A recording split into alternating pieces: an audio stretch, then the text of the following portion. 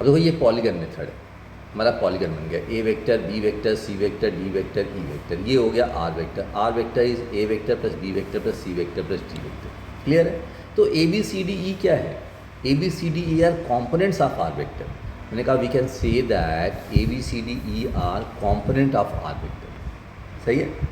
जैसे मैं लिखता हूँ 25 को लिख दिया मैंने 10, 12, 3, तो 12, 3 और 10 क्या हो गए? 25 के कॉम्पोनेंट्स हो गए। एग्जैक्टली वैसे ही वेक्टर के 5 कॉम्पोनेंट्स हो गए, सिंपल। लेकिन हमें इतने कॉम्पोनेंट्स चाहिए नहीं। फिजिक्स में हमें 2 कॉम्पोनेंट चाहिए होंगे जो एक दूसरे के परपेंडिकुलर हो। फिजिक्स में हमें 2 कॉम्पोनेंट चाहिए होंगे, 2 perpendicular components of a vector are required. ठीक है? अब जैसे ए वेक्टर ये है, सही, मुझे एक कॉम्पोनेंट एक्स डायरेक्शन में चाहिए और एक कॉम्पोनेंट वाई डायरेक्शन में चाहिए। सही? तो एक्स और वाई डायरेक्शन तो फिक्स हो गई ना, डायरेक्शन इज फिक्स कि एक्स डायरेक्शन वाई डायरेक्शन में चाहिए। अब इसका मैग्नीट्यूड कैसे आएगा? वही जो अभी मैंने बताया, this is base, this is perpendicular, this is hypotenuse. सही? तो कॉस थीटा की वैल्यू कितनी हो गई? कॉस थीटा हो गया बेस अपॉन हाइपोटेन्यूस। यहाँ से मैंने निकाल लिया, this is what? This is a cos theta.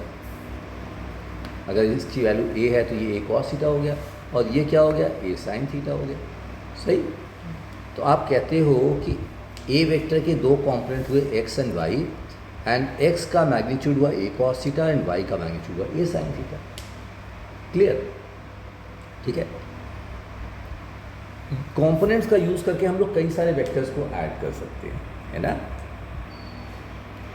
एक ब्लॉक है जिसका मास है 5 kg, इस पे 4 फोर्सें लग रहे हैं। जैसे से एक फोर्स लग रहा है 50 न्यूटन का, 37 डिग्री एंगल। सही? एक फोर्स लग रहा है 10 न्यूटन का, 53 डिग्री एंगल। एक फोर्स लग रहा है 15 न्यूटन का, 15 रूट 2 का लेता हूँ, 15 रूट 2 न्यूटन का लग रहा है 45 डिग्री एंगल। और एक लग रहा है लेट्स से 20 न्यूटन का force, let's say 53 degree angle. 4 फोर्सें लग रहे हैं।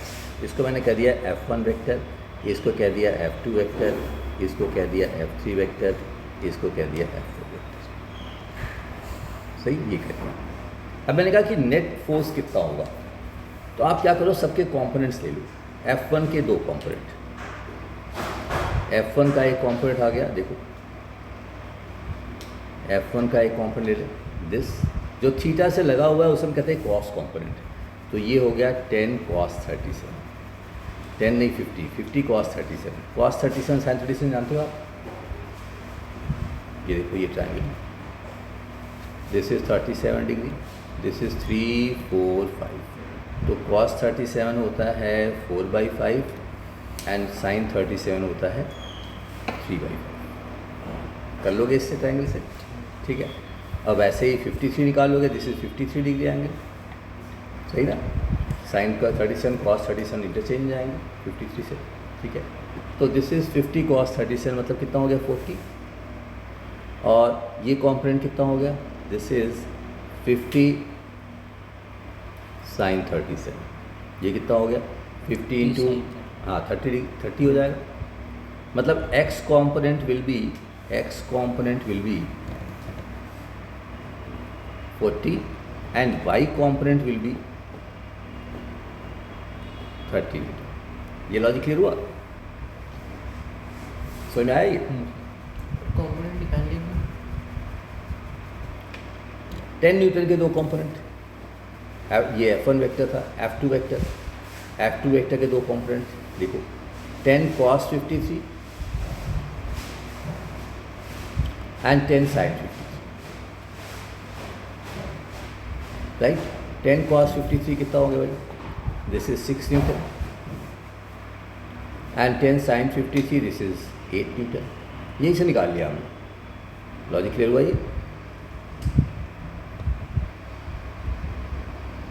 इसको हटाया जाए, ये तो आपने समझ लिया, समझ में आ गई बात। cos 53 sin 53 क्या होता है, इसको हटा दो। अब F3 vector, let's talk about F3 vector.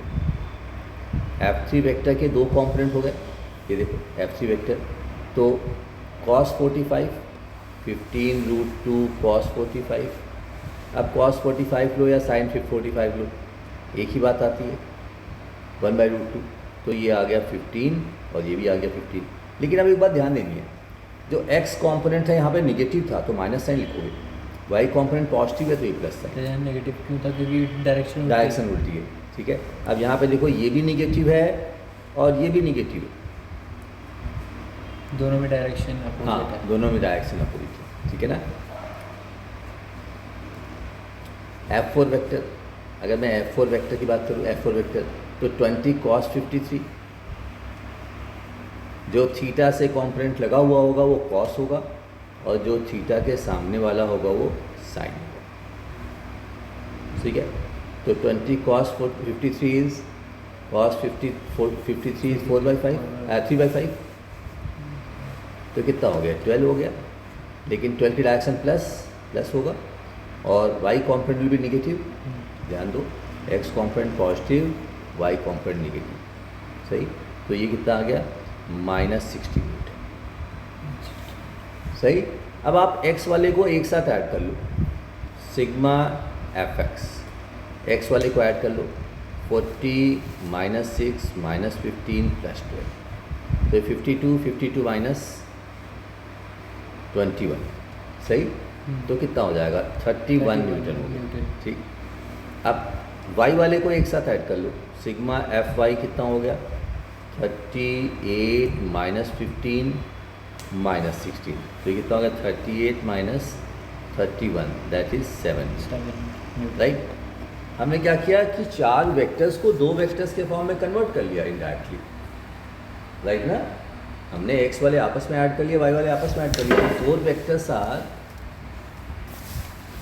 Vectors are converted into 2 vectors, और दो वेक्टर्स ये कैसे हैं, एक x डायरेक्शन में है 31 और दूसरा y डायरेक्शन में है 7। लॉजिक क्लियर हो रहा है ये मेरी बात सुनाई, एक x डायरेक्शन में 31 न्यूटन और दूसरा y डायरेक्शन में 7 न्यूटन, तो इनका वेक्टर सम क्या हो जाएगा, कोई ट्रायंगल मेथड यूज़ कर लेते हैं, √a² + b² + 2 31 7 cos कितना हो गया, इनके बीच का एंगल कितना होगा 90 डिग्री, cos 90 कितना होता है, cos 90 is 0, सही है। तो ये आगे कितना √31² + 7, अब जो भी आएगा वो आप लिख लोगे, ठीक है ना। नेट फोर्स आ गया, डायरेक्ट पाइथागोरस लगाए, देखो ये 0 हो गया, पाइथागोरस हो गया, cos 90 0 हो गया, पाइथागोरस ही। और tan अल्फ़ा इज़ 7/31, राइट। तो अल्फ़ा की वैल्यू tan इनवर्स 7/31 लिखोगे। अब मैं कहूँ कि भाई एक्सेलेरेशन कितना है, acceleration is net force divide by mass हमने 5 kg लिया हुआ है, माइनस हमने 5 kg लिया हुआ है, तो डिवाइड कर लो 31² + 7² डिवाइड बाय 5 हो गया, जो भी मीटर/सेकंड स्क्वायर आ जाएगा। लॉजिक क्लियर हुआ, ठीक है। इस तरीके से आप you can add many vectors.